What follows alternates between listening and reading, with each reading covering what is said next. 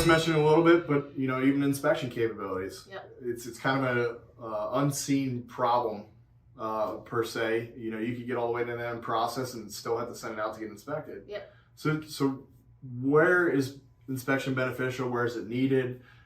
Is it always needed? And is it always good or bad to have that in-house or outsourced? Yeah, I think one, if you have inspection requirements, it would be letting the foundry know or the machine shop know where it is required is really important, because if you're saying 100% inspection, you're going to be blowing your costs out the water. Sure. So knowing what features are important to inspect would be really important and good to know, as well as is there pressure testing required, because a lot of foundries can do pressure testing and help figure that out. And then again, because it's a casting, there's always going to be a little bit of flux. So knowing if you have a flatness or a specific feature that needs to hit a certain flatness spec, that you're having the foundry check that specific point as well.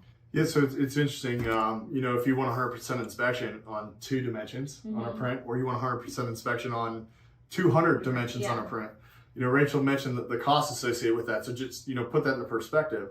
If you're dimensioning and 100% inspecting two dimensions, it's not going to take any time. Yeah. And I think that kind of goes into your first article versus PPAP. Yeah. First article is really inspecting to that print. Did the mold really create what you expected it to create? Did we machine it the correct way?